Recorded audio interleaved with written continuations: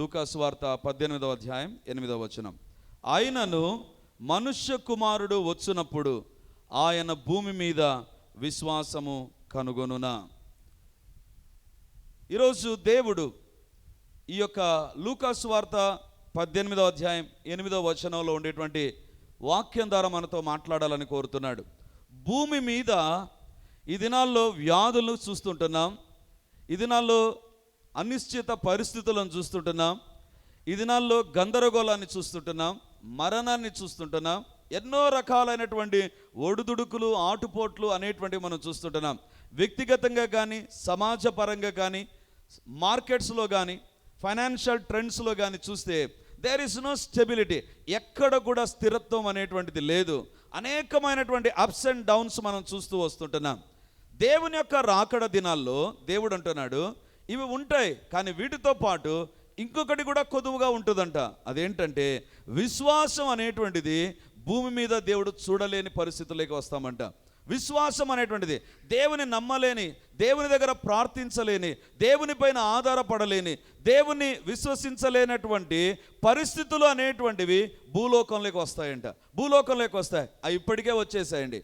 ఎక్కడ చూసినా ఈ పరిస్థితుల్లో దేవుని నమ్మాలనా, ఈ యొక్క కష్టంలో దేవుని నమ్మాలనా, ఈ బాధలో దేవుని నమ్మాలనా అనేటువంటి పరిస్థితుల మధ్యకు మానవ సమాజం వచ్చేసిందండి.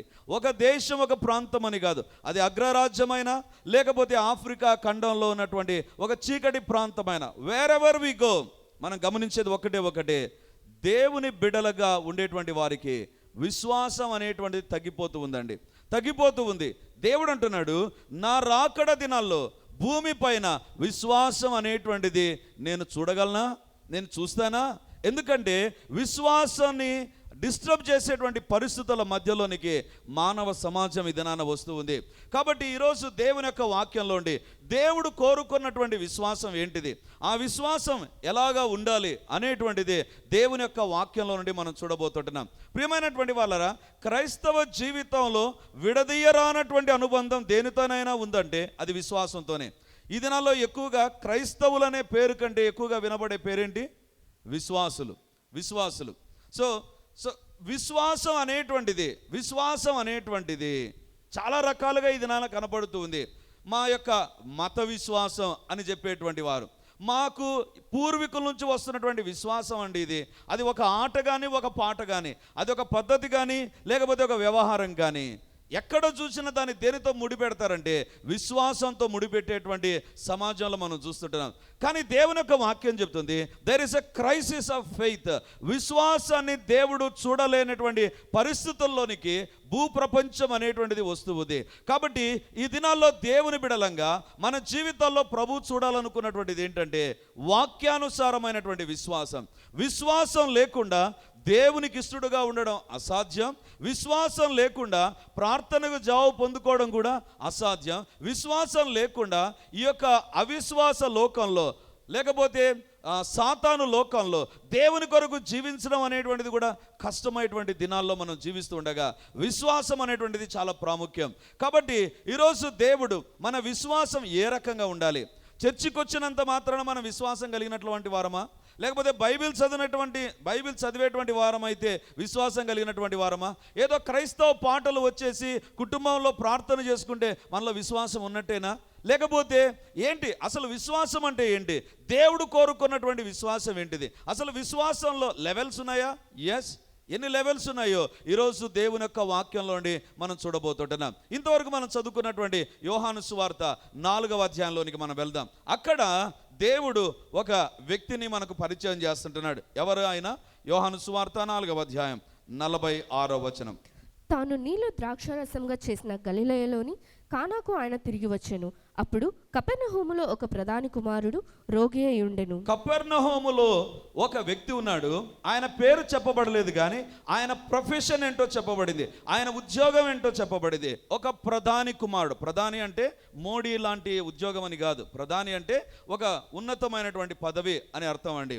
సో ఇక్కడ బైబిల్లో వ్రాయబడింది, కపెర్నహూములో ఒక చీఫ్ పోస్ట్ కలిగినటువంటి ఒక వ్యక్తి ఉన్నాడు. అంటే నిరుద్యోగి కాదు, he is a top guy, ఉన్నతమైనటువంటి పదవిలో ఉండేటువంటి వ్యక్తి. ఆ వ్యక్తి క్రైస్తవుడు కాదు, ఆ వ్యక్తి యూదుడు కాదు, ఆ వ్యక్తి అన్యుడండి. అన్యుడు దేవుని దగ్గరికి వచ్చిన తర్వాత అతడు ప్రదర్శించిన విశ్వాసము మనకు చాలా పాఠాలు నేర్పిస్తుందండి. అసలు దేవుడు కోరుకున్నటువంటి విశ్వాసం ఏంటిదో ఇక్కడ మనం గమనించగలం. అంటే ఎవరి ద్వారా ఈరోజు విశ్వాసపు పాఠాలు దేవుడు మనకు నేర్పిస్తుంటున్నా అంటే not from the life of great man of God in the బైబిల్లో ఉన్నటువంటి గొప్ప గొప్ప వ్యక్తుల ద్వారా దేవుడు నేర్పించడం లేదు, కానీ ఒక అన్యుని జీవితం ద్వారా దేవుడు మనకు విశ్వాసాన్ని గురించి నేర్పించాలని కోరుతుంటున్నాను. ఇతరులో ఉండేటువంటి విశ్వాసం ఏంటి త్వరగా చూద్దాం. యోహాను సువార్త 4వ అధ్యాయం 47వ వచనం. యేసు యూదయ నుండి గలిలయకు వచ్చెనని అతడు విని చాలు.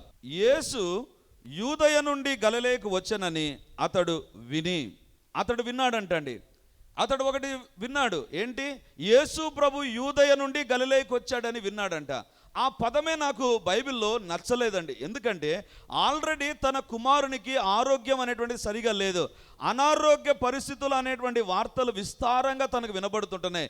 ఇక్కడికి తీసుకెళ్ళు, నీ ఇంటిలో ఉండేటువంటి ఆ వ్యక్తి బాగుపడతాడు, లేకపోతే ఇంకొక స్థలానికి తీసుకొని వెళ్ళు, ఇంకొక డాక్టర్ దగ్గరికి తీసుకొని వెళ్ళు, ఆ ప్రాంతానికి తీసుకొని వెళ్ళు, ఇక్కడికి తీసుకొని వెళ్ళు, ఏంటి పరిస్థితి బాగుకావడం లేదే, నువ్వు ప్రధానిగా ఉంటూ అంటే తన ఇంటిలో బాగుపడనటువంటి వ్యక్తి యొక్క సమాచారం ఎంతైనా అతడు వింటున్నాడండి. కానీ ఆ పరిస్థితుల మధ్య అతడు యేసును గురించి విన్నాడంట. విశ్వాసంలో ఉండేటువంటి మొట్టమొదటి స్టెప్ ఏంటంటే, మొట్టమొదటి లెవెల్ ఏంటంటే, నీ చుట్టుపట్ల పరిస్థితులు ఒక నెగిటివ్ ఇన్ఫర్మేషన్ నీకు ఇస్తూ ఉండవచ్చు, లేకపోతే నీకు నచ్చనటువంటిది, నువ్వు మెచ్చనటువంటి ఒక సమాచారాన్ని నీకు ఇస్తూ ఉండవచ్చు. లేకపోతే ఈ దినాల్లో మనం ఉండేటువంటి పరిస్థితులు అదే కదండి. ఎక్కడ చూచినా ప్రభుత్వమైనా, ప్రధాని అయినా, ముఖ్యమంత్రులైనా, ఎవరైనా సరే ఒకటే చెప్తుంటున్నారు, బీ కేర్ఫుల్. ఎందుకు?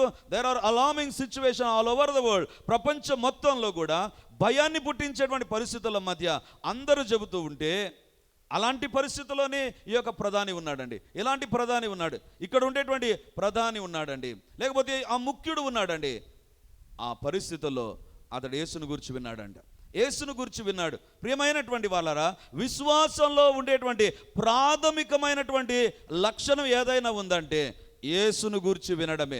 విశ్వాసం మొట్టమొదటిగా నీలో విశ్వాసం ఉందంటే ఉండవలసిన లక్షణం ఏంటంటే, ఎంతగా యేసును గురించి నువ్వు వింటున్నావు. ద మోర్ యు లిసన్, ఎంతగా యేసయ్యను గురించి వింటావో అంతగా విశ్వాసం నీలోనికి వస్తుంది. ఈ దినాన్ని ఎక్కడ చూచినా అవిశ్వాసపు మాటలే మనకు వినబడుతుంటున్నాయి, భయాన్ని పుట్టించేటువంటి మాటలే వినబడుతుంటున్నాయి, మనం వినకూడనటువంటి మాటలే మనం వింటున్నాం.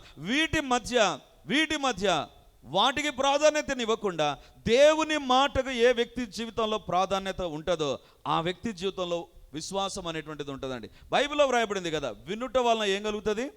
విశ్వాసం కలుగుతుంది. అంటే ఎంతగా నువ్వు దేన్ని వింటున్నావో దాన్ని బట్టే నీ యొక్క విశ్వాసపు స్థాయి అనేటువంటిది ఉంటుంది. ఎక్కువగా లోక సంబంధమైన వార్తలు మనం వినేటువంటి వారం అయితే మన విశ్వాసం పడిపోతూ ఉంటుందండి, తగ్గిపోతూ ఉంటుంది.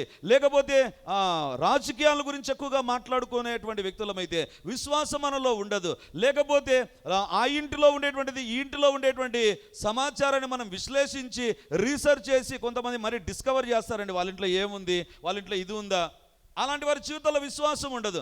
ఎవరి జీవితాల్లో విశ్వాసం ఉంటుందంటే, నీ చుట్టుపట్ల ఎలాంటి పరిస్థితులు ఉన్నా యేసును గురించి నువ్వు వినేటువంటి వ్యక్తి అయితే you will have a basic faith అండి. నీలో ఉండేటువంటిది ప్రాథమికమైనటువంటి విశ్వాసం. ఎందుకంటే దేవుని గురించి వినకుండా వేరొకటి వినడానికి అవసరమైన సాయశక్తుల ప్రయత్నం అంతా సాతాను చేస్తున్నాడు. అందుకే యేసుప్రభు ఏమన్నాడు తెలుసా అండి? బైబిల్లో ఒక మాట చూద్దాం. మార్కు సువార్త 4వ అధ్యాయం 24వ వచనం. మార్కు సువార్త 4వ అధ్యాయం 24వ వచనం. మరియు ఆయన, మీరేమి వినుచున్నారో జాగ్రత్తగా చూసుకొనుడి. చాలు. ఇక్కడ ప్రభు అంటున్నాడు, మీరు ఏమి వినుచున్నారో జాగ్రత్తగా చూసుకొనుడి. మనం ఏం వింటున్నాం? ఎక్కువగా దేని గురించి మనం వింటున్నాం? మన చెవులు దేని వైపు కేంద్రీకరించబడ్డాయి? దేని వింటుంది నీ చెవి? దేని గురించి నువ్వు వినడానికి ఇష్టపడుతుంటున్నావు? అదే నీ విశ్వాస పరిమాణాన్ని సూచించేదిగా ఉంటుందండి. ఇక్కడ బైబిల్లో వ్రాయబడింది, మీరేమి వినుచున్నారో జాగ్రత్త, బీ కేర్ఫుల్. కరెంటు దగ్గరికి వెళ్ళినప్పుడు జాగ్రత్త ఉంటుందండి, గ్యాస్ స్టవ్ దగ్గరికి వెళ్ళినప్పుడు జాగ్రత్త ఉంటుంది. మనం ఏమి వినుచున్నామో దేవుడు అంటున్నాడు అక్కడ జాగ్రత్త. ఎందుకు తెలుసా? అదే నీ విశ్వాసాన్ని విశ్వాసాన్ని డిసైడ్ చేస్తుంది. నీలో విశ్వాసం ఉండాలనా అవిశ్వాసం ఉండాలనా? ఎక్కువగా వాక్యానికి ఎక్స్పోజ్ కాకుండా దేవుని మాటలకు మనము సమయం ఇవ్వకుండా ఉండేటువంటి వారి జీవితాల్లో అవిశ్వాసమే వస్తుందండి. సో దేవుని బిడ్డగా నీ జీవితంలో దేవుని వాక్యాన్ని వినాలి, దేవుని వాక్యాన్ని చదవాలి, దేవుని వాక్యానికి విలువనివ్వాలి. దేవుని వాక్యం నీ చెవుల గుండా నీ యొక్క ఆత్మీయ లోకంలో, నీ కుటుంబ జీవితంలో, నీ వ్యక్తిగత జీవితంలో అది పనిచేసేదిగా ఉండాలండి, పనిచేసేదిగా ఉండాలి. దేవుడు ఈ దినాన మనతో మాట్లాడుతుంటున్నాడు. ఏమి వింటున్నాం, ఎక్కువగా దేనికి ప్రయారిటీ ఇస్తుంటున్నాం? Remember, that is going to decide your faith. బైబిల్లో మనం గమనిస్తే, మనకు టైం తక్కువగా ఉంది కాబట్టి నేను రెఫరెన్స్ చూపించకుండా నేను చెబుతూ వెళ్తాను. ఇశ్రాయేలు ప్రజలు కనాను దేశానికి వెళ్ళాలని బయలుదేరారండి. కానీ అందరూ కనాను దేశానికి వెళ్ళారా? వెళ్ళలేదండి. ఇద్దరు వెళ్ళారండి. ఇద్దరు యెహోషువ, కాలేబు, వీళ్ళిద్దరు మాత్రమే వెళ్ళారు. వీళ్ళిద్దరు మాత్రమే ఈ యొక్క కనాను దేశాలని వాళ్ళు స్వతంత్రించుకున్నారు, లేదా ఆ ప్రామిస్ ల్యాండ్లోనికి వాళ్ళు వెళ్ళారండి. ఏంటి, లక్షల మంది ఎందుకు వెళ్ళలేదంటే బైబిల్లో వ్రాయబడింది, వాళ్ళు చెడ్డ సమాచారాన్ని విన్నారంట. బైబిల్లో వ్రాయబడింది వాళ్ళు చెడ్డ సమాచారాన్ని విన్నారంట. అంటే లక్షల మంది ఆ యొక్క కనానుకు వెళ్ళలేకపోవడానికి, వారి జీవితాల్లో వాగ్దానాలు నెరవేరకుండా పోవడానికి దేవుని వారికి ఇచ్చినటువంటి వాగ్దానం ఏంటంటే, ఖచ్చితంగా మీరు పాలు తేనెల దేశానికి ప్రవేశిస్తారు. అందుకోసమే దేవుడు ఐగుప్తు నుంచి తీసుకొని వచ్చాడు. బట్ సాడ్ థింగ్ ఏంటి తెలుసా, వాళ్ళు వెళ్ళలేకపోయారు. కారణం ఏంటంటే వాళ్ళు చెడు సమాచారాన్ని విన్నారు, తప్పుడు మాటలు విన్నారు. దేవుని మాటల కంటే లోక సంబంధమైన వాటికి ప్రాధాన్యతనిచ్చారు. అందుకే దేవుడు అంటున్నాడు, మీరు ఏమి వినుచున్నారో జాగ్రత్త, అది మీ యొక్క వాగ్దానాల నెరవేర్పును నిర్దేశిస్తుంది. ఎక్కువగా లోక సంబంధమైన వార్తలు వింటున్నావా? నువ్వు ప్రార్థన చేసుకోలేవు. దేవుని మాటలు విన్నావు, దేవుని పాటలు విన్నావు, దేవుని సందేశాలు వింటున్నావా? రిమెంబర్, నీలో విశ్వాసం అధికమవుతుంది. నువ్వు అడిగేటువంటి విధానం కూడా మారిపోతుంది, నువ్వు మాట్లాడే విధానం మారిపోతుంది, సమస్యను నువ్వు చూడడం అనేటువంటిది మారిపోతుంది. దేవుడి దినాన్ని మనతో మాట్లాడుతుంటున్నాడు. ఈ భయంకరమైనటువంటి దినాల్లో ఎంతగా మనం సమాచారం వినడానికి సిద్ధంగా ఉందో, ఒక ఛానల్ అండి, 100 ఛానళ్ళు అయిపోయాయి. ఎందుకు? నీకు ఎక్కువగా ఇన్పుట్ ఇవ్వాలని సాతాను కోరుతున్నాడు. ఒకటి, remember, there is a trap. అక్కడ ఒక సాతాను ఉచ్చు ఉంది. ఎంత ఎక్కువగా లోక సమాచారాన్ని పొందుకుంటావో అంతగా నీలో అవిశ్వాసం అనేటువంటిది వస్తుంది. ఎంతగా దేవుని వాక్యాన్ని వింటావో అంతగా నీలో నీ విశ్వాసం రావడం ప్రారంభిస్తుంది. ఈ యొక్క ప్రధాని ఏం విన్నాడండి? తన ఇంటిలో ఉండేటువంటి అనారోగ్య వార్తలు వింటూనే ఉన్నాడు. ప్రజలు ఇచ్చేటువంటి అనారోగ్యాన్ని గురించినటువంటి సజెషన్స్, సూచనలు అతడు వింటున్నాడు. కానీ వీటి మధ్య యేసుని గురించి విన్నాడు. ప్రియమైనటువంటి వాళ్ళారా, యేసయ్యను గురించి ఎంతగా నువ్వు వింటావో, ఎంతగా వాక్యాన్ని చదువుతావో, ఎంతగా యేసయ్యను గురించినటువంటి ఇన్పుట్స్ నీలోనికి వస్తాయో, రిమెంబర్, అంతగా విశ్వాసంలో నువ్వు బలపడడం ప్రారంభిస్తావు. నీ విశ్వాసంలో ఉండవలసిన మొట్టమొదటిది ఏంటో తెలుసా? దేవుని గురించినటువంటి మాటలు వినేటువంటి వ్యక్తిగా ఉండాలి. దేవునికి స్తోత్రం. ఈ ఉదయకాలాన్ని ఇంతమంది ఇక్కడికి వచ్చినందుకు దేవునికి నేను వందనాలు చెల్లిస్తుంటున్నా. దేవునికి స్తోత్రాలు. చప్పట్లు కొట్టి దేవుని మహిమపరుస్తాం. చాలామంది చాలా రకాలుగా నాకు ఫోన్లు చేశారు. ఏదేదో జరుగుతుంది కడపలో, ఏదేదో జరుగుతుంది. నాకు అనిపించింది, కారణం ఏంటో తెలుసా? మనము సరి అయినటువంటి దేవుని యొక్క వాక్యం వినకుండా సాతాను ఏవేవో చేస్తుంటున్నాడు. ఇది నా దేవుడు మనతో మాట్లాడుతుంటాడు. Let us give importance to hear the word of God. దేవుని యొక్క వాక్యాన్ని వినడానికి ప్రాధాన్యతనిస్తాం. ఎందుకంటే భూమి మీద విశ్వాసం కంటే అవిశ్వాసాన్ని ఎక్కువగా చూచేటువంటి దినాల్లో మనం జీవిస్తుంటాం. రెండవదిగా ఇతనిలో ఉండేటువంటి లక్షణం ఏంటి? యోహాను సువార్త 4వ అధ్యాయం 47వ వచనం. యేసు యూదయ నుండి గలిలయకు వచ్చెనని అతడు విని ఆయన యొద్దకు వెళ్ళి, తన కుమారుడు చావ సిద్ధమై ఉండెను గనుక ఆయన వచ్చి అతని స్వస్థపరచవలెనని వేడుకొనెను. చాలు. మొట్టమొదటిగా ఆయన విన్నాడు. రెండవదిగా చూడండి, యేసు యూదయ నుండి గలిలయకు వచ్చెనని అతడు విని ఆయన యొద్దకు వెళ్ళాడంటండి. యేసు ప్రభు ఉండేటువంటి ప్రాంతానికి, ఈయన ఉండేటువంటి ప్రాంతానికి మధ్య దూరం ఎంతో తెలుసా అండి? ఒక రోజు ప్రయాణం. బైబిలే చెప్తుంది, అతని కుమారుడు, అతని ఇంట్లో ఉండేటువంటి సర్వెంట్ కాదండి, అతని బంధువు కాదు, అతని యొక్క ఫ్రెండ్ కాదు, అతని కుమారుడు చావ సిద్ధమై ఉండగా బైబిల్ చెప్తుంది, అతను యేసును గురించి విని చచ్చిపోయేటువంటి కుమారుని వదిలేసి యేసుప్రభు దగ్గరికి వచ్చాడంటండి. యేసుప్రభు దగ్గరికి వచ్చాడు. నాకు అనిపించింది, హౌ కెన్ ఇట్ బి? ఇది ఏ రకంగా జరగగలదు? బైబిలే చెప్తుంది చావడానికి సిద్ధంగా ఉన్నాడు. బైబిల్ అబద్ధం ఆడేటువంటి పుస్తకం కాదు కదా, పరిశుద్ధ గ్రంథం అని పేరు పెట్టబడిన ఏకైక గ్రంథం బైబిలే చెప్తుంది. అతని కుమారుడు చావసిద్ధంగా ఉన్నాడంట. చచ్చిపోయేటువంటి కుమారుని దగ్గర ఉంటారా, యేసుప్రభు దగ్గరికి వస్తారండి? ఎవరైనా ఒకవేళ అనుకుందాం, ఆయన చూసి అడుగుతారు, ఎక్కడికి పోతున్నావు అంటే ఆయన అంటాడు, నేను యేసుప్రభు దగ్గరికి పోతున్నా. వాళ్ళు అంటారు, బుద్ధి ఉందా నీకు? నీ కుమారుడు చచ్చిపోబోతున్నాడు, లాస్ట్ మినిట్స్లో నీ కుమారుని దగ్గర ఉండాలని తెలియదా? తండ్రిగా ఉండొచ్చు కదా, ఎక్కడికి వెళ్ళిపోతున్నావు అని అడిగిండరా అండి? లేదా అతనికి తలంపు వచ్చి ఉండదా, నా కుమారుడు ఒకవేళ చనిపోతే లాస్ట్ మినిట్స్లో నా కుమారుని దగ్గర ఉండాలని అనే తలంపు తండ్రిగా తనకు వచ్చి ఉండదా? వచ్చి ఉంటుందండి, వచ్చి ఉంటుంది. లేదా తన భార్య అడిగి ఉండొచ్చు, ఎక్కడికి వెళ్తున్నారండి? కుమారుడు చచ్చిపోవడానికి సిద్ధంగా ఉన్నారు, ఎక్కడికి పోతున్నారు? కానీ వీళ్ళందరూ అతన్ని అడ్డగించేటువంటి పరిస్థితులు పుష్కలంగా ఉన్నాయి అక్కడ. కానీ బైబిల్లో వ్రాయబడింది, ఆయన యొద్దకు వెళ్ళి ఒకరోజు వెళ్ళడానికి, ఒకరోజు రావడానికి. ఈ దినాన హైటెక్ బస్సులు, ఇంకొక టెక్ బస్సులు ఉన్నాయండి. ఆ దినాన ఏమీ లేవు, ఉండేది ఒకటి, నడిచి వెళ్ళడము, గార్ధబం పైన వెళ్ళడం, ఇంతకంటే ఎక్కువ ఏం లేవు. ఒకవేళ మహా అంటే ఇక గుర్రం పైన వెళ్ళేటువంటి అవకాశాలు ఉన్నాయి. కానీ ఇశ్రాయేల్ దేశంలో అది ఉండదు, ఎందుకంటే గుర్రం పని చేసేటువంటి ఎన్విరాన్మెంట్ కాదు అది. కాబట్టి ఎంతున్న ఈయన ప్రయాణం అనేటువంటిది ఒక్కరోజు పడుతుందండి, ఒకరోజు ప్రయాణం. బైబిల్ ఆ కింది భాగాల్లో మీరు చదివితే మీకు అర్థమవుతుంది. ఒక్కరోజు ప్రయాణం చేయాలి, ఒకరోజు వెళ్ళి ఒకరోజు రావడానికి. వాళ్ళ కుమారుడు ఏమన్నా 10th క్లాస్ ఎగ్జామ్ ప్రిపేర్ అవుతున్నాడా, లేకపోతే 10th క్లాస్ ఎగ్జామ్ రాశాడా? చచ్చిపోవడానికి సిద్ధంగా ఉన్నాడు. కానీ బైబిల్లో వ్రాయబడింది, అతడు యేసు నొద్దకు వచ్చి. ప్రియమైనటువంటి వాళ్ళారా, ఇదే విశ్వాసంలో ఉండేటువంటి రెండవ స్టెప్. మొట్టమొదటిగా వినడం, రెండవదిగా యేసయ్య వద్దకు రావడం. అంటే నీవు ఎంత వింటావో అది నీ జీవితంలో రెండవ కార్యానికి నిన్ను నడిపిస్తుందండి. ఏంటంటే యేసయ్య కోసం అడుగులేసినట్టు చేస్తుంది, యేసయ్య కోసం అడుగులేసినట్టు చేస్తుంది. నీ ఫ్రెండ్ కోసం కాదు, లేకపోతే నీ బంధువుల కోసం కాదు, యేసు కోసం అడుగులేసేటువంటి వ్యక్తిగా నిన్ను మార్చేటువంటిదే నువ్వు వినేటువంటి యేసయ్య యొక్క మాటలు. యేసును గురించి ఎవరు చెప్పారో నాకు తెలియదు, కానీ ఎంత బాగా చెప్పారంటే అండి, ఎంత పవర్ఫుల్గా చెప్పారంటే, ఎంత కన్విన్స్ అయిపోయాడంటే, నేను ఈ పరిస్థితుల్లో నా కుమారుని వదిలిపెట్టి యేసయ్య దగ్గరికి వెళ్ళినా నా కుమారునికి ఏం కాదు. ప్రియమైనటువంటి వాళ్ళారా, యేసయ్య దగ్గరికి వెళ్తున్నాడు అంటే నాకు అనిపిస్తుంది, he is having not only ears but is having a faith legs. విశ్వాసపు కాళ్ళు కూడా కలిగి ఉన్నాడు, విశ్వాసపు నడక కలిగి ఉంటున్నాడు. నీ జీవితంలో నీలో విశ్వాసం ఉందంటే నీవు ఎక్కడికి వెళుతున్నావు, ఎవరి దగ్గరికి వెళుతుంటున్నావు, దేనికోసం వెళుతుంటున్నావు, ఎంతసేపు ఉంటున్నావు అక్కడ, అది నీ విశ్వాసం డిసైడ్ చేస్తుంది. అండి. గుర్తుంచుకోండి, నీలో విశ్వాసం ఉంటే నువ్వు ఎవరి దగ్గరికి వెళుతుంటున్నావు, ఏ స్థలాలకు వెళుతుంటున్నావు, ఏ పరిస్థితుల మధ్యకు వెళుతుంటున్నావు అనేటువంటిది డిసైడ్ చేసేదే నీ యొక్క విశ్వాసం. బైబిల్లో వ్రాయబడింది, మోషే పెద్దవాడైనప్పుడు బైబిల్ చెప్తుంది, ఐగుప్తు ధనము కంటే క్రీస్తు విషయమైన నింద గొప్పదని ఎంచుకొని ఐగుప్తును విడిచిపెట్టాడు. అంటే ఐగుప్తులో ఉండడానికి చాలా ఈజీ అండి, కంఫర్ట్స్ అన్నీ ఉన్నాయి ఐగుప్తులో.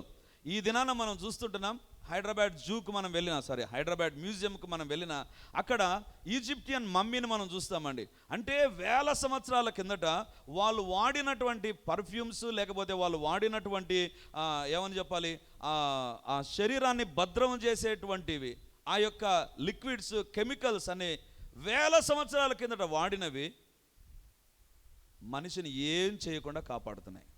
అంటే శరీరం కుళ్ళిపోకుండా కాపాడుతున్నాయి. మోషే అలాంటి ఎన్విరాన్మెంట్లో పెరిగాడు.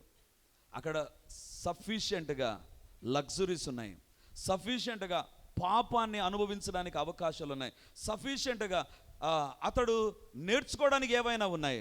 బైబిల్లో ఇంకొక మాట వ్రాయబడింది, ఫరో యొక్క కుమారుడు అనిపించుకోవడానికి కూడా అవకాశాలు ఉన్నాయి. మోషే యొక్క తల్లిదండ్రులు ఇప్పుడు ఆ పేరు పెట్టుకోవడానికి వీల్లేదండి. ఒకవేళ మన భాషలో అర్థం కావడానికి చెప్తాను, ఒకవేళ ఆధార్ కార్డు అప్లై చేయాలంటే ఎవరి పేరు పెట్టుకోవచ్చు తెలుసా? మోషే వాళ్ళ తల్లిదండ్రుల పేరు పెట్టుకోవాల్సిన పనిలే. ఫరో యొక్క కుమారుడు అని పేరు పెట్టుకుంటే ఐగుప్తులో రైట్ రాయల్గా జీవించవచ్చు, ఎక్కడికైనా వెళ్ళవచ్చు, ఏమైనా చేయొచ్చు. ఎందుకంటే ఫరో యొక్క కుమారుడు అని అనిపించుకోవడానికి అవకాశాలు ఉన్నాయి. కానీ ఎప్పుడైతే విశ్వాసం అతనిలోనికి ప్రవేశించిందో అతడు ఐగుప్తును విడిచిపెట్టాడు. మోషే ఎక్కడికి నడుస్తున్నావు మోషే? మోషే అంటాడు, నా విశ్వాసం నన్ను నడిపిస్తుంది, నా విశ్వాసం నన్ను నడిపిస్తుంది. ఇదనన్న దేవుడు మనతో మాట్లాడుతుంటున్నాడు. నీ విశ్వాసం నిన్ను ఎక్కడికి తీసుకుని వెళుతుంది? పాపం నుంచి దూరం చేయగలుగుతుందా? ప్రభు దగ్గరికి నడిపించగలుగుతుందా? వాక్యం దగ్గరికి నడిపించగలుగుతుందా? దేవుడు ఉండే స్థలాల్లోనికి తీసుకొని వెళుతుందా? లేకపోతే పాపపు స్థలాల దగ్గరికి తీసుకొని వెళుతూ ఉందా? వెళ్ళేటువంటిదైతే నీ విశ్వాసం ఏదో తేడాగా ఉండేటువంటి విశ్వాసం. నీ విశ్వాసాన్ని నువ్వు ఒక్కసారి పరీక్షించుకోవాల్సినటువంటి పరిస్థితి ఏర్పడింది. దేవుడు అంటున్నాడు, so many people are hearing but they don't have an action. వారి జీవితాల్లో విశ్వాసపు అడుగులు లేకుండా ఉంటున్నాయి. బైబిల్లో వ్రాయబడింది, ఈ వ్యక్తి, ఈ ప్రధాని దేవుని దగ్గరికి వచ్చాడు. ఎప్పుడు? తన కుమారుడు చావ సిద్ధమై ఉండగా. ఇదన్న దేవుడు మనతో మాట్లాడుతుంటున్నాడు. దేవుని యొక్క బిడలంగా మనం ఎక్కడికి వెళ్తుంటున్నాం? మన యొక్క డెసిషన్స్ అన్నీ కూడా విశ్వాసమును ఆధారం చేసుకొని ఉంటున్నాయా? మన యొక్క కోరికలు, మన యొక్క ఫ్రెండ్షిప్, మన యొక్క ఇన్వెస్ట్మెంట్స్, మన యొక్క ఎక్స్పెండిచర్, మన యొక్క ఇన్కమ్, మన యొక్క లక్షణాలు, మనం తీసుకునేటువంటిది, మనం ఇచ్చేటువంటిది అంతా కూడా విశ్వాసాన్ని, వాక్యాన్ని, ప్రభువును ఆధారం చేసుకొని ఉండేటువంటిది అయితే నువ్వు వినేటువంటిది నీలో కరెక్ట్గా పనిచేస్తుంది. లేదా నీలో విశ్వాసాన్ని దేవుడు కనుగొనలేని పరిస్థితిలో ఉంటున్నావు అని ప్రభు మనతో మాట్లాడుతుంటున్నాడు. మూడవదిగా ఇతనిలో ఉండేటువంటి లక్షణం ఏంటి తెలుసండి? యోహాను సువార్త 4వ అధ్యాయం 47వ వచనం. యేసు యూదయ నుండి గలిలయకు వచ్చెనని అతడు విని ఆయన యొద్దకు వెళ్ళి తన కుమారుడు చావ సిద్ధమై ఉండెను గనుక ఆయన వచ్చి అతని స్వస్థపరచవలెనని వేడుకొనెను. ఆయన వచ్చి అతనిని ఏం చేయాలంట? నేను మిమ్మల్ని అడుగుతున్నా, మీరు చెప్పాలి కదా. అనడం కాదు, అర్థమైందిగా? నేను చెప్పను కాదు. ఆయన వచ్చి అతన్ని స్వస్థపరచడానికి తలనొప్పి ఉందా అండి? స్వస్థపరచడానికి ఏమైనా మోకాలు నొప్పులు ఉన్నాయా? స్వస్థపరచడానికి ఏమైనా చిన్న చిన్న జబ్బులు ఉన్నాయా? కాదు. వాళ్ళ కుమారుడు చావసిద్ధంగా ఉన్నాడు. అంటే విత్ ఇన్ డేస్లో అతడు భూలోకాన్ని విడిచిపెట్టేటువంటి పరిస్థితి అక్కడ ఉంది. కానీ యేసు ప్రభు దగ్గరకు వచ్చి ఏమంటున్నాడంటే, యేసయ్య నా కుమారుని బ్రతికించు అనలా. ఏమంటున్నాడు? నా కుమారుని స్వస్థపరచు అంటున్నాడు. బైబిల్ చాలా అద్భుతమైన గ్రంథం అండి. నాకు అనిపించింది, తప్పు మాట్లాడాడు కదా ఇతను, తప్పు మాట్లాడు. నా కుమారుని బ్రతికించు అనేటువంటి పదం కరెక్ట్. అక్కడ నా కుమారుని తిరిగి నాకు అప్పగించు ప్రభువా, మరణానికి అప్పగించబడుతున్నాడు అని చెప్పగలిగినటువంటి పరిస్థితి అక్కడ. But he is not using that. ఎందుకు తెలుసా? యేసు ప్రభువుని గురించి విన్న తర్వాత, యేసు ప్రభు దగ్గరికి వచ్చిన తర్వాత అతని మాటలు మారిపోతున్నాయి. నీ విశ్వాసములో నీవు నెక్స్ట్ లెవెల్ ఏంటి తెలుసా? మొట్టమొదటిగా దేవుని గురించి వినడం. రెండవదిగా నువ్వు దేవుని దగ్గరకు రావడం. నీలో విశ్వాసపు నడక అనేటువంటిది, విశ్వాసపు తీర్మానాలు, విశ్వాసపు పరిస్థితులు నీ జీవితాల్లో ఉండడం. మూడవదిగా నీ మాట తీరు కూడా మారిపోవాలి. నీ మాట తీరు మారిపోవాలి. యేసు ప్రభు దగ్గరికి విశ్వాసం ద్వారా నడిపించబడినటువంటి వ్యక్తి ఏమని చెప్పవచ్చు అండి? యేసు ప్రభు కాళ్ళ మీద పడి, నాకు దరిద్రం వచ్చింది, నా కుమారుడు చచ్చిపోతున్నాడు, నా కుమారుని బ్రతికించేసేయ్యా అని రచ్చ చేశాడా? చేయలా. సింపుల్గా వచ్చి చెప్తున్నాడు, నా కుమారుని స్వస్థపరచు. యేసు ప్రభును చూచిన తర్వాత అతనికి అనిపించింది, యేసు ప్రభు శక్తి ఎదుట నా కుమారునికి ఉండేటువంటి మరణం just like a simple headache. Yesu ప్రభు దగ్గరకు వచ్చిన తర్వాత it's not a critical situation, అది కేవలం మామూలు జబ్బే.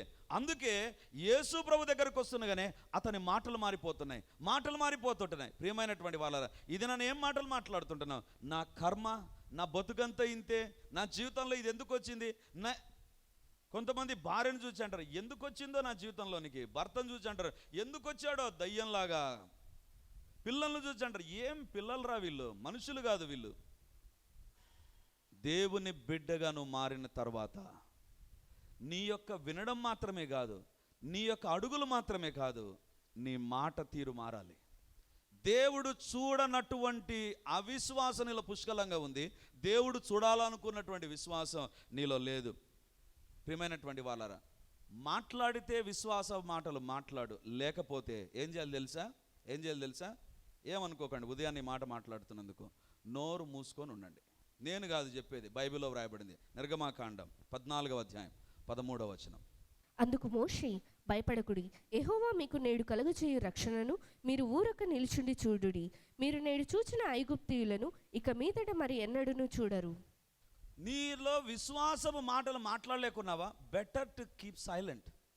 ఎందుకంటే నీలో నుండి వచ్చేటువంటి మాటలే నీ ఆత్మీయ జీవితాన్ని అవి ప్రభావితం చేయడం ప్రారంభిస్తాయి. అందుకే బైబిల్లో వ్రాయబడింది, జీవ మరణాలు ఏం వశం? నాలుక వశం. ఇశ్రాయేలు ప్రజలు ఎలాంటి వారో తెలుసా? భయంకరంగా అనుమానం కలిగినటువంటి వాళ్ళు. ఎర్ర సముద్రం దాటి ఇక పోవాలి వాళ్ళు. అందుకే మోషే అంటున్నాడు, ఎర్ర సముద్రం చీలిపోతుంది, ఆ చీలిపోయినటువంటి ఎర్ర సముద్రం మధ్య నుంచి మీరు వెళ్ళిపోతున్నప్పుడు జాగ్రత్త, ఆ నీళ్ళను చూసి ఈ నీళ్ళు ఎక్కడ వస్తాయి నా పైకి, ఇంత ఎత్తుగా ఉన్నాయి, ఈ మోసే ఈ నత్తి మోసేతో చచ్చిపోతున్నాం, నీళ్ళ మధ్యలో ఎప్పుడు నీళ్ళు పడతాయో మీద. నీళ్ళకేమో ఎవరు గోడ కట్టలే, అక్కడ నీళ్ళు ఎవరు అక్కడ కాపాడలే, ఎవరు ఆనకట్టేం కట్టలే, నాగార్జున సాగర్ డ్యామ్ కట్టలే, ఏం కట్టలే, నీళ్ళుగానే ఉన్నాయి. మోసే అంటున్నాడు, మీకు అనుమానం మాటలు ఎక్కువ, అనుమానపు తలంపులు ఎక్కువ, ఊరిక నిలుచుండి చూడుడి. మన జీవితంలో విశ్వాసం మాటలు పలకలేకపోతున్నామా? సెకండ్ స్టెప్ ఏంటో తెలుసా? Let us be silent. దేవా, నేను మాట్లాడలేను ప్రభా, కానీ ఐల్ బి సైలెంట్. ఏదైనా నువ్వు మాట్లాడే మాటలు ఏ రకంగా ఉన్నాయి పరీక్షించుకొని మన ప్రభు నా ముందు కోరుతున్నాను. ప్రేమ కలిగిన తండ్రి, గొప్ప దేవా, తండ్రి, మా వద్దకు మీరు తీసుకొని వచ్చినటువంటి వాక్యమును బట్టి వందనాలు నాయనా. మా జీవితంలో తండ్రి, ఈ ప్రధాని జీవితంలో ఉండేటువంటి విశ్వాసము మాకు దయచేయండి ప్రభా. మాలో అవిశ్వాసము ఎక్కువైపోతుంది కాబట్టి ఇదన వాక్యం ద్వారా మాట్లాడారు ప్రభా. యేసయ్యా, అవసరమైన విశ్వాసం లేదు ప్రభా, అనవసరమైన అవిశ్వాసం ఎంతైనా ఉంది ప్రభా. దేవా, తొలగించండి నాయన. ఇది మొదలుకొని దేవుని మాటలకు మేము విలువనిచ్చే వారముగా ఉందుముగాక. దేవుని మాటలు సమృద్ధిగా మాలో నివసించునంతగా మేము వినేటువంటి వారముగా యేసు నామమందు మారుదుముగాక. యేసయ్యా, మా జీవితాల్లో వినేటువంటి వారంగా కాదు, విన్నటువంటి వాక్యాన్ని అప్లై చేసుకునే వారంగా ఉంచండి ప్రభా. విన్నటువంటి వాక్యానికి లోబడేటువంటి వారంగా చేయండి ప్రభా. విన్నటువంటి వాక్యానికి మేము సంపూర్ణమైన విధేయత చూపుతూ నీ దగ్గరికి వచ్చేటువంటి కృప దయచేయండి ప్రభా. దేవా, మీరే సహాయం చేయండి. మా తీర్మానాలు, మా మాటలు, మా తలంపులు సమస్తము మీకు అనుకూలంగా మార్చి మహిమను పొందండి ప్రభా. దేవా, నీకు వందనాలు, నీకు స్తోత్రాలు చెల్లిస్తుంటున్నా. మా జీవితంలో మా మాటలు మా విశ్వాసాన్ని చూపించును గాక. మేము అవిశ్వాసము మాటలు యేసు నామమున మాట్లాడకుండా ఉందుము గాక. విశ్వాసము మాటలే మాట్లాడుదుము గాక. విశ్వాసము పలుకులే పలుకుదుము గాక. విశ్వాసము మాటలే మేము నమ్ముదుము గాక. విశ్వాసులతోనే మా సహవాసం ఉండును గాక. మా కుటుంబాలు మారును గాక. మేము ప్రార్థన కేంద్రాలుగా మారుదుముగాక. మా కుటుంబాలు ప్రార్థన కేంద్రాలుగా మారునుగాక. మా పిల్లలు ప్రార్థనా పరులుగా మారుదురుగాక. కుటుంబ సభ్యులందరూ ప్రార్థనా పరులుగా మారుదుముగాక. తండ్రి, ఎవరైతే లైవ్లో చూస్తున్నారో వారిని కూడా విశ్వాసంలో మీరు బలపరచండి, స్థిరపరచండి నాయన. యేసు నామమున ఇప్పుడు అడుగుతుంటున్నాను ప్రభా. ఆ ప్రధానిని దర్శించి ఆ ప్రధాని కుమారుని బాగు చేసినటువంటి యేసయ్య తండ్రి, ఇక్కడ చేరిన వారిని తండ్రి, లైవ్లో చూస్తున్నటువంటి వారిని మీరు ఇప్పుడు దర్శించండి. వారికి ఏ సమస్య ఉన్నా యేసు నామమందు తొలగిపోవును గాక. నజరేయుడైన యేసు నామములో I come against every work of సైటన్. I come against every sickness. I come against every work of demonic forces. I come against every witchcraft force in the name of Jesus. You spirits and you sickness and disease, leave these people in Jesus name. యేసు నామమున ఇక్కడ చేరిన వారిని, live లో చూస్తున్నటువంటి వారి శరీరాలను, వారి కుటుంబాలను నజరేయుడైన యేసు నామమున ప్రతి ఒక్క దురాత్మ, వ్యాధి, సమస్యలు వదలి వెలును గాక. దేవా, మీరే దర్శించి గొప్ప కార్యాలు మా జీవితాల్లో జరిగించి మహిమ ఎల్లప్పుడూ మీరే పొందుమని యేసు నామమున ప్రార్థించి అడిగి పొంది ఉంటున్నాము తండ్రి. Amen. Praise the lord. Yesukristu పరిశుద్ధ నామమున ఈ యొక్క విమోచన గడి అనే టీవీ కార్యక్రమాన్ని వీక్షిస్తున్నటువంటి దేవుని బిడ్డలారా, మీ ఒక్కొక్కరికి నా హృదయపూర్వకమైనటువంటి వందనాలు, శుభములు, ప్రార్థనలు తెలియజేస్తున్నాను. దేవుని యొక్క ఉచితమైన కృపను బట్టి ప్రతి ఆదివారం ఉదయం 9:30 గంటలకు మొదటి ఆరాధన రెడీమర్ చర్చిలో జరుగుతూ ఉంది. వందలాది మంది ప్రజలు హాజరై దేవుని దీవెనలు పొందుతుంటున్నారు.